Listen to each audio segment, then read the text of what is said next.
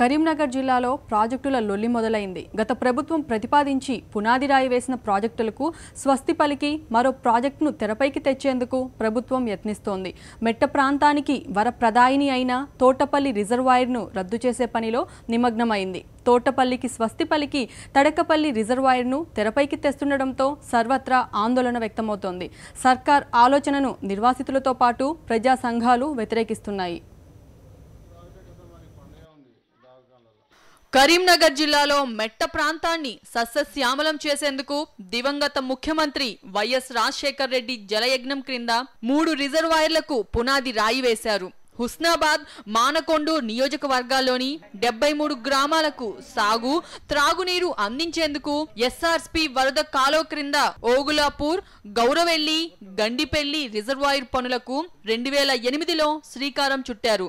వరద కాలువ ప్రాజెక్టు ప్రణాళికలో భాగంగా ఫస్ట్ ఫేజ్ లో మిడ్ మానేర్ నుంచి 37వ కిలోమీటర్ వద్ద 131.67 కోట్ల వ్యయంతో 1.7 టీఎంసీల నీటి సామర్థ్యం గల ఓగులాపూర్ రిజర్వాయర్ ను ప్రతిపాదించారు. దీన్నే తోటిపల్లి రిజర్వాయర్ అంటారు. ఓగులాపూర్ నుంచి గౌరవెల్లికి కాలువ, టన్నల్ పనులు 50% పైగా పూర్తయ్యాయి. తోటపల్లి రిజర్వాయర్ కోసం ఓగులాపూర్, గాగిలాపూర్, వరుకోలు, రామచంద్రాపూర్, ఇందుర్తి, నారాయణపూర్లో 3556 ఎకరాల భూమి కావాల్సి ఉండగా 80% భూసేకరణ పూర్తి చేశారు. భూములకు పరిహారం సైతం దాదాపుగా చెల్లించారు. ప్రభుత్వాలు, పాలకులు మారడంతో పాటు తెలంగాణ రాష్ట్రం ఏర్పడిన అనంతరం రిజర్వాయర్ పనులకు గ్రహణం పట్టింది. పనులు ఆగిపోవడంతో పాటు తోటపల్లి రిజర్వాయర్ను రద్దు చేసేందుకు ప్రభుత్వం సన్నాహాలు చేస్తోందని సమాచారం. తోటపల్లికి స్వస్తి పలికి సిద్దిపేట నియోజకవర్గంలోని తడకిపల్లి రిజర్వాయర్ను తెరపైకి తెచ్చారు. ఇప్పటి వరకు జరిగిన పనులను బూడిదలో పోసిన పన్నీరులా మార్చేలా రిజర్వాయర్ కోసం సేకరించిన భూముల్లో ఏదైనా పరిశ్రమ పెట్టాలని ప్రభుత్వం యోచిస్తోంది. దీన్ని స్థానికులు తీవ్రంగా వ్యతిరేకిస్తున్నారు. తోటపల్లి ప్రాజెక్ట్ రద్దు ఆలోచనను విరమించుకొని నిర్వాసితులకు రావాల్సిన ఇళ్ల, కుటుంబ పరిహారం త్వరగా చెల్లించి పనులు వేగవంతం చేయాలని స్థానికులు డిమాండ్ చేస్తున్నారు.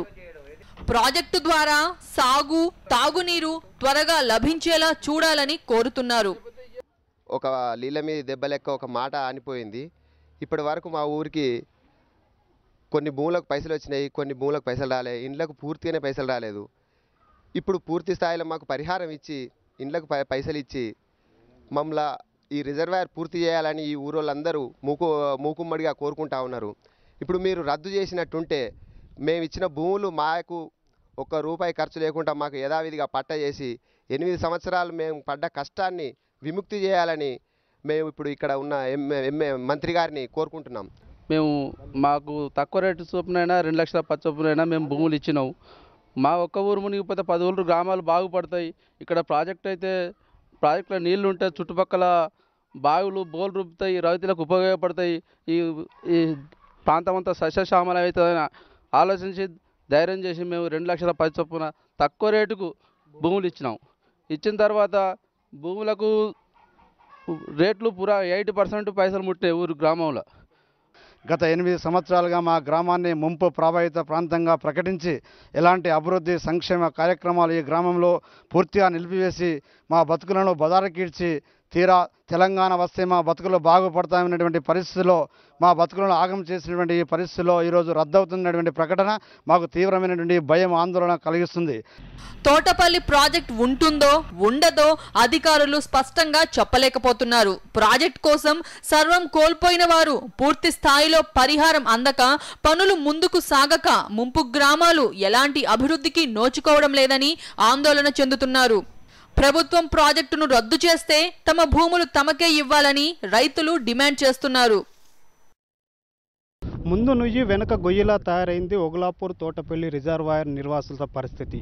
ప్రాజెక్టు కోసం మెట్ట ప్రాంత ప్రజలకు సాగు, తాగునీరు అందించిన సర్వం కోల్పోయేందుకు నిర్వాసితులు సిద్ధపడ్డప్పటికీ ప్రభుత్వం తాజాగా ఈ ప్రాజెక్టును రద్దు చేస్తున్నామని చెప్పడంతో నిర్వాసితులు ఆందోళన వ్యక్తం చేస్తున్నారు. ప్రభుత్వం వెంటనే తమ ఆలోచన విరమించుకొని మెట్ట ప్రాంత ప్రజలకు సాగు, తాగునీరు అందించేలా ఈ ప్రాజెక్టును వెంటనే పూర్తి చేయాలని, లేకుంటే ప్రజా ఉద్యమంతో ప్రభుత్వానికి తగిన గుణపాఠం చెప్తామని నిర్వాసితులు హెచ్చరిస్తున్నారు. వీడియో జర్నలిస్ట్ సతీష్తో కరెస్పాండెంట్ విజేందర్ రెడ్డి, సాక్షి న్యూస్, కరీంనగర్. అవగాహన లేకుండా మోతాదు మించి యూరియా వినియోగం వలన అనర్థం తప్పితే దిగుబడులు పెరగవని ఆంధ్రప్రదేశ్ రాష్ట్ర వ్యవసాయ శాఖ కమిషనర్ డైరెక్టర్ కె మధుసూదన్ రావు అభిప్రాయపడ్డారు. శ్రీకాకుళం జిల్లాలో పర్యటించిన ఆయన పొలం పిలుస్తుంది కార్యక్రమంలో పాల్గొన్నారు. అనంతరం ఆయన సాక్షి టీవీతో ప్రత్యేకంగా మాట్లాడారు. స్వర్ణ మసూరి వంటి పాత రకం వరి విత్తనాల వినియోగం వలన తెగుళ్ల బారిన పడే పంటతో రైతులు నష్టపోతున్నారని అన్నారు. వ్యవసాయ యాంత్రీకరణ ఆశించిన లక్ష్యం లేదని అందుకే మరింత సరళతరం చేయనున్నామన్నారు. వర్షాభావ పరిస్థితులు నెలకొంటే ప్రత్యామ్నాయ పంటల కోసం వ్యవసాయ శాఖ ప్రణాళిక సిద్ధం చేసుకుంటుందని చెబుతున్న కమిషనర్ మధుసూదన్ రావుతో మా ప్రతినిధి యుగంధర్ ఫేస్ టు ఫేస్. రైతాంగం అంతా వ్యవసాయ శాఖ ప్లానింగ్ కోసం ఎదురు చూస్తున్నారు. ఇప్పటికే విత్తనాల కొరతను అధిగమించడం కోసం దాదాపు అన్ని చోట్ల కుస్తీలే జరిగాయి. ఇంకా రాబోయేది ఎరువుల గడ్డు కాలం, ఆ తర్వాత వర్షాభావం ఏర్పడితే ఆల్టర్నేటివ్ పంట, ఇవన్నీ కూడా వ్యవసాయ శాఖ ఏ విధంగా ప్లానింగ్ చేసుకుంది. వ్యవసాయ శాఖ commissioner director of agriculture Madhusudan Rao గారు మనతో ఉన్నారు. ఆయన అడిగి మరిన్ని వివరాలు తెలుసుకుందాం. సార్ చెప్పండి, ఇప్పటికే మనం చూసినట్టయితే వరి విత్తనాల గురించి శ్రీకాకుళం జిల్లాలో వాళ్ళకి కావాల్సినటువంటి వెరైటీలు దొరక చాలా ఇబ్బందులు పడినటువంటి పరిస్థితి స్పష్టంగా చూసాం. దీనిలో ముఖ్యంగా ఈ సంవత్సరం విత్తనాల విషయంలో మాత్రం జూన్ ఫస్ట్ వీక్ కల్లా కూడా ఫస్ట్ తారీఖే అన్ని జిల్లాల్లో కూడా అన్ని రకాల సీడ్స్ పెట్టడం జరిగింది. ఈ జిల్లాలో 29,000 బీపీటీ కానీ 1010 అడిగితే 40,000 ఈ సంవత్సరం పెడితే 40,000 పెట్టిన తర్వాత ఇంకొక 5,000 మాకు అవసరం లేదని సరెండర్ చేస్తా అంటే అంత అవసరం కన్నా ఎక్కువ పొజిషన్ చేసింది. మీరు అడిగిన మసూరి రకము 2 ఏళ్ల నుంచి దానికి జబ్బు వచ్చింది కాబట్టి దాన్ని మనమే సైంటిఫిక్గా డిస్కరేజ్ చేస్తున్నారు యూనివర్సిటీ వాళ్ళు. దానికి ఆల్టర్నేటివ్గా 3 వెరైటీస్ పెట్టాం. గత సంవత్సరం NLR 34449 వచ్చింది, బాగా హిట్ అయింది. ఈ సంవత్సరం 1061 కానీ 1064 కానీ 1074 కానీ పెట్టారు. వీటిలో ఏంటంటే మనకి పాత వెరైటీస్ని మనం పెట్టుతున్న కొద్దీ ఏమవుతుందంటే ఇటువంటి జబ్బులు వస్తున్నాయి అన్నమాట. వచ్చి దాటిని చివరికి రైతుకి కోత అయ్యేటప్పుడు కానీ తెలియదు. అందుకని ఏం చేసామంటే గత సంవత్సరం నుంచి అంతకుముందు నుంచి కూడా ప్రతి జిల్లాలో మనము ఏ వెరైటీస్ని ఓల్డ్లీ వాడుతున్నాం అని ఈ సంవత్సరం మనం కొత్తగా చేసింది ఏమిటంటే ప్రతి జిల్లాలో అన్ని దాదాపు 8-9 జిల్లాల్లో మనం వైరు పండిస్తాం బాగా. ఆ వెరైటీస్ పాతవి కొన్ని ప్రాంతాల్లో అయితే 25-30 ఏళ్ళ వెరైటీస్ కూడా ఉన్నాయన్నమాట. వాటిల్లో దిగుబడి పెరగకపోవటము, బీపీహెచ్ రావడము, లేకపోతే చిన్న తెగులకు కూడా తట్టుకోలేకపోవటం ఉంటున్నాయి. అందుకని ఏం చేస్తామంటే ప్రతి జిల్లాకు కూడా ఒక 2-3 వెరైటీస్ కొత్తవి ఈసారి ఇంట్రొడ్యూస్ చేసి కొద్ది పరిమాణంలో మొత్తం ఒక్కసారి కొత్తది మనం చేస్తే కూడా కొత్తదంటే కూడా ఇది ఏమి తెలియకుండా వచ్చేది కూడా కాదు. ఎట్లా ఉంటుందంటే 3 ఏళ్ళు వాటిని విలేజ్ కిట్స్లో మనకి మినీ కిట్స్లు ఇస్తామన్నమాట. రైతులు ఈ చేసినప్పుడు వచ్చినప్పుడు మాత్రమే దాన్ని పెడుతున్నాం అనమాట. వాటిని కూడా మనం ఇచ్చేసాం. రైతులకు మీ పరంగా విన్నపం ఏమిటంటే ఆ కొత్తగా వెరైటీస్ ఏదైతే మనం చేశామో వాటన్నిటిని కూడా కొంత మొత్తం వేయకపోయినా కొంత భాగం అన్న 2 ఎకరాలు ఉన్న కూడా అరెకరం వేశారనుకోండి, మంచిగా అవి ప్రూవ్ చేసిన వెరైటీస్ అనమాట. ఆ విధంగా మనం అధిగమించవచ్చు. ఎందుకంటే శ్రీకాకుళం, విజయనగరం, విశాఖపట్నం ఈ 3 జిల్లాల్లో కూడా వరి దిగుబడి మిగిలిన జిల్లాలకు పోలిస్తే చాలా తక్కువ ఉంది. సుమారు మిగిలిన జిల్లాలు 60-70% ఉంది. దీనికి ఒక ముఖ్యమైన కారణం కొంచెం నేలలో, ఇందాక నేను చెప్పినట్టు నేలలో ఉన్న లోపాలు, వరి వాడే విత్తనాలు కూడా ఆ విత్తనాలని మార్చడానికి మనం ప్రయత్నం చేస్తున్నాం. దానిలో భాగంగానే లాస్ట్ టైం అగ్గి తెగులు వచ్చి పోయినటువంటి విత్తనాలు యూనివర్సిటీ వాళ్ళు కూడా డిస్కంటిన్యూ చేసి అడ్వైస్ చేస్తున్నారు అనమాట. మిగిలిన విత్తనాలకు సరఫరాకు మాత్రం ఎటువంటి ఇబ్బంది లేదు. ఇప్పుడు ఇందాక మనం చూసాం శ్రీకాకుళం జిల్లాలో ముఖ్యంగా మనకి ప్రాబ్లము ఆర్గానిక్ కార్బన్, భూమిలో ఉండేటువంటి బలమైనటువంటి భూసారం లేదు. ఇది చేయాలంటే ముఖ్యంగా ఫామ్ యార్డ్ మాన్యూరు, కౌడంగు మనకి వెనువేయాలి. ఇది కాకుండా ఇంకొకటి ముఖ్యమైన ఏముందంటే మన పచ్చి రొట్ట ఎరువులు అంటారు అన్నమాట, జీలుగా ఇవన్నీ. వీటిని ఈ సంవత్సరం రాష్ట్రం మొత్తం మీద కూడా గత సంవత్సరం 61,000 క్వింటల్స్ మనం ఇస్తే ఈసారి 131,000 ఇచ్చాం. సీడ్ స్టేజ్ దాటాం సార్, రాబోయేదంతా ఇంకా ఎరువుల స్టేజ్ ప్లానింగ్ ఎలా ఉంటుంది? ఎరువులకి అసలు ఇబ్బంది లేదు. లాస్ట్ ఇయర్ మనము సీజన్ మొదలయ్యేటప్పటికి 70,000 మెట్రిక్ టన్స్ యూరియా ఉండేది. ఈసారి సీజన్ మొదలయ్యేటప్పటికి 125,000 టన్నులు బఫర్ పెట్టాం ప్రతి జిల్లాలో. ఇప్పుడు ఇక్కడికే ఉదాహరణకి శ్రీకాకుళంలోనే సీజన్ మొదలయ్యేటప్పటికి 8,000 మెట్రిక్ టన్స్ మనం బఫర్లో పెట్టుకున్నాం. అందుట్లో దానికి మానిటరింగ్ చేయడం కూడా జరుగుతుంది. ఏమాత్రం ఇబ్బంది ఉండదు, ఎరువులు తప్పకుండా రైతులు. కాకపోతే ఏంటంటే మరలా ఏమాత్రం ఇబ్బంది ఉండదని యూరియా ఎక్కువేమని కాదు, ఇందాకప్పటికి చెప్పాను నేను, యూరియాని మనం అవసరమైన దానికన్నా ఎక్కువ వేస్తున్నాం. దానివల్ల పంటకి పొలానికి రెండింటికి నష్టం చేస్తున్నాం. అవసరమైనంత వరకు యూరియా వేయడం వల్ల ఏమవుతుందంటే ఆకులు పెరగడం తప్ప గింజలు పెరగవు. గింజలు పెరగందే దిగుబడి రాదు, దిగుబడి రాందే రైతుకు ఆదాయం రాదు. అందుకని ఒకటి కాంప్లెక్స్ వేయడానికి బదులు యూరియా వేసి మనం 1100 అది ఉంది, 280 ఇది ఉంది తగ్గించుకుందాం అనుకుంటే ఈ యూరియా ఎక్కువ వాడడం వలన తెగుళ్ళు కూడా ఎక్కువ వస్తాయి. అప్పుడు ఆ పురుగు మందు వేస్తే దీనికన్నా ఎక్కువ డబ్బు ఖర్చు అవుతుంది. అందుకని రైతులకు అందరికీ మేము సెన్సిటైజ్ చేయడానికి ట్రై చేస్తున్నాం. మా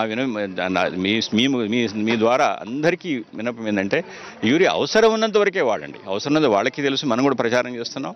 ఎందుకంటే దానివల్ల వేసి డబ్బులు దండగా పంటకి నష్టం జరుగుతుంది. కానీ యూరియా సప్లై మాత్రం స్ట్రీమ్ లైన్ చేస్తాం, ఉన్నది ఇబ్బంది ఏం లేదు, తప్పకుండా అన్ని చోట్ల కూడా. ఇంకా ఈ సంవత్సరం ఇంకోటి ఏం చేస్తున్నామంటే సొసైటీ కవర్ చేయని గ్రామాలు చాలా ఉన్నాయి, వాటన్నిటిలో కూడా సబ్ సెంటర్ పెడుతున్నాం. సబ్ సెంటర్ పెట్టి ఆ సబ్ సెంటర్ ద్వారా ఆ గ్రామంలో ఇచ్చే మార్గం సొసైటీ ద్వారా కానివ్వండి, లేదంటే మార్కెట్ ద్వారా కానివ్వండి పెట్టి ఏర్పాటు చేస్తున్నాం. సార్ ఇప్పుడు జూన్ వరకు వర్షపాతం చాలా బాగుంది, రెయిన్ఫాల్. ఇంకా ఒకవేళ జూలై ఆగస్టులో రెయిన్ఫాల్ తక్కువ ఉండే అవకాశం ఉందని చెప్పి వాతావరణ శాఖ చెప్తుంది. ఆల్టర్నేటివ్ క్రాప్స్ ఏమి ప్లాన్ చేస్తున్నారు? ఇప్పటి వరకు అయితే మేము వస్తుందని ముందు చెప్పినప్పటి నుంచి ఆల్టర్నేటివ్ తయారు చేశాము. ప్రతి మనకి ఎట్లా ఉంటుందంటే మనకి జూలై 15 దాకా, జూలై ఎండింగ్ వరకు ఒక రకమైన క్రాపింగ్ ప్యాటర్న్ ఉంటుంది. ఒకవేళ వర్షం రాకపోతే ప్రతి 1 మంత్కి వచ్చే తేడాతోటి కాంటింజెన్సీ క్రాప్స్ ప్లాన్ చేశాం. అవి వచ్చినప్పుడు మనం స్ట్రీమ్ లైన్ చేస్తాం. అంటే ఏరియాని బట్టి ఉంటుంది. కొన్ని చోట్ల జోవర్ వస్తుంది. ఇప్పుడు ఫర్ ఎగ్జాంపుల్ కొన్ని జిల్లాల్లో జూలై ఎండింగ్ దాకా వర్షం రాకపోతే ఒక క్రాప్ వేస్తాం, ఆగస్టు 15 దాకా రాకపోతే ఒక క్రాప్ వేస్తాం, ఆగస్ట్ ఎండింగ్ దాకా రాకపోతే ఇంకో క్రాప్ వేస్తాం. అది ఒక టైం షెడ్యూల్ అనమాట. ఆ గ్యాప్ని బట్టి పోయిన మొత్తం 120 క్రాప్స్ 1 days క్రాప్ అనుకుంటే వర్షం రాకుండా పోయిన క్రాప్ పోగా 70, 80, 90 రోజులు వచ్చే క్రాప్స్ ఉంటాయి కదా, అలా లెక్కేసి మనం షెడ్యూల్ ఇస్తామన్నమాట. అది అప్పుడు ఎప్పటికప్పుడు మనం చేసుకోవచ్చు. వాటన్నిటికి అవసరమైనటువంటి క్రాప్స్ అన్నిటికి కూడా సీడ్ కార్పొరేషన్కి ఆల్రెడీ మేము ఇచ్చేసాము, ఇండెంట్ ఇచ్చాము. ఎందుకంటే మే నెలలోనే ఏదో డ్రాట్ వస్తుందని, రెయిన్ఫాల్ తగ్గుతుందని చెప్పారు కాబట్టి సిస్టమ్ ఫుల్గా రెడీగా ఉంది. ఎప్పుడు అవసరమైతే అప్పుడు దాన్ని యాక్టివేట్ చేయొచ్చు. నెక్స్ట్ మెకనైజేషన్ అనేటువంటిది ఆశించిన స్థాయిలో రావట్లేదు. లోపం ఎక్కడుందని మీరు గుర్తించారు? ఉన్నది ఇప్పుడు ఇక్కడ జిల్లాలో ఉందనుకోండి, రైతులు ఎఫర్ట్ 50% సబ్సిడీ ఇస్తున్నప్పుడు కొంతమంది చిన్న రైతులు చేయలేకపోతున్నారు. కాబట్టి ఇప్పుడు కొత్తగా గౌరవ ముఖ్యమంత్రి గారు ఆదేశాలు ఇచ్చారు.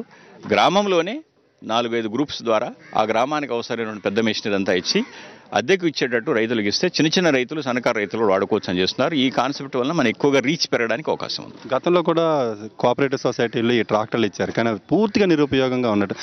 అటువంటిది ఏమైనా పరిగణలోకి తీసుకుంటున్నారు? 3 సంవత్సరాల క్రితం ఒక ట్రాక్టర్ ఇచ్చారు. అది కోఆపరేటివ్ సొసైటీస్కి, మన మార్కెట్ సొసైటీస్ వాడికి ఇచ్చారు.